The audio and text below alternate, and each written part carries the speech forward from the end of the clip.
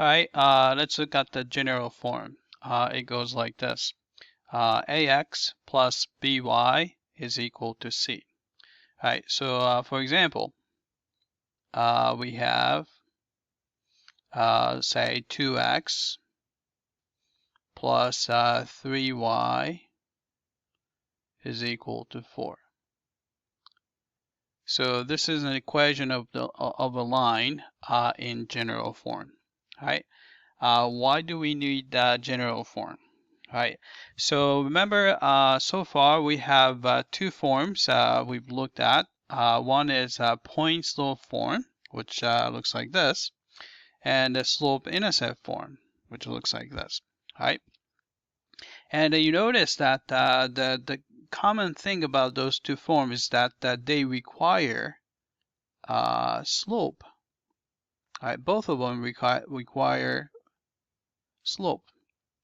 All right, but there are lines which do not have slope, or they have an undefined slope. All right. So what happens when you have an undefined slope? So if you have a line with no slope, or I'll probably say undefined slope. All right.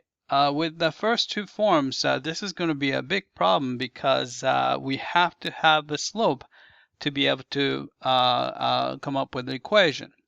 All right. So the lines with undefined slope would be vertical lines.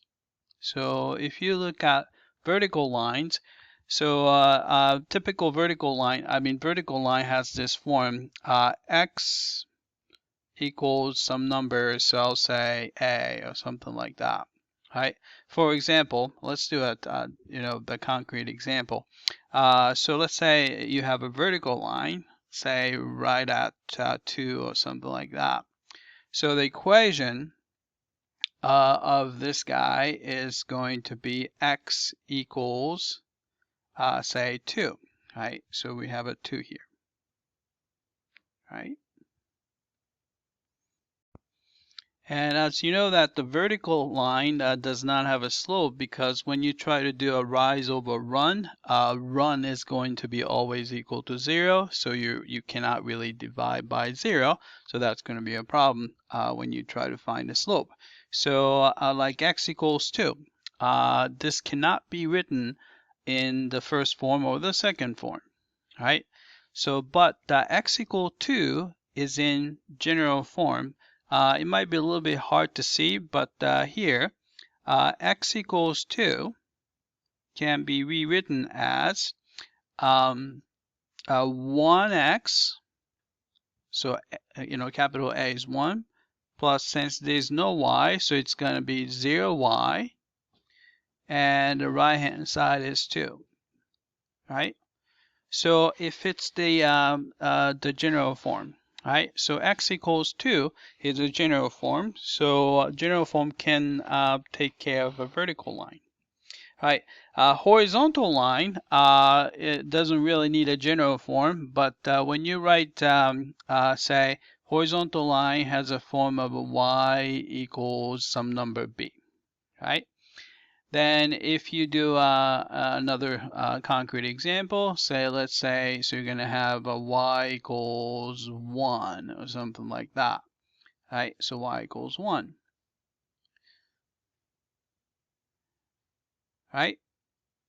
So this is actually, if you think of it, it's actually in a slope-intercept form, because if you rewrite it as a y equals, right, so when you have a horizontal line, slope is 0 because it doesn't go up or down.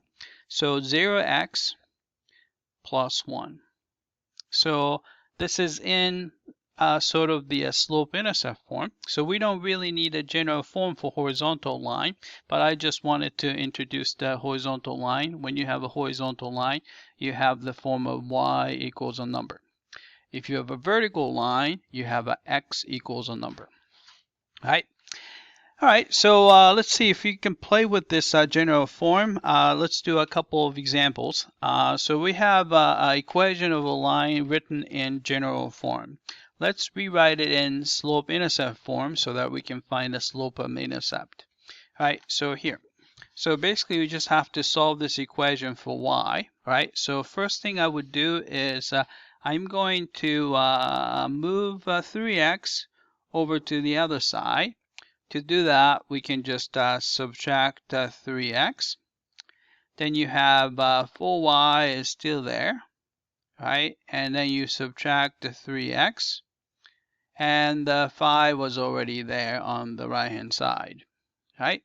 Then I need to get rid of this 4 so that we can isolate y. So all you have to do is I'm going to divide through by 4. So we have just y, right? So if you divide negative 3x by 4, negative 3/4 x, and 5 divided by 4 is 5/4, right?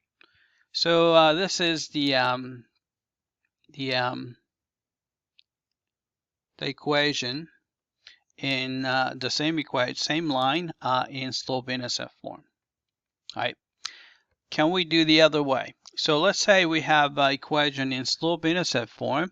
Can we rewrite it in general form? All right, so let's do that. So here's y equals negative 2/5x plus 1. All right, so what you can do is you can, let's see. All right, so this is going to be,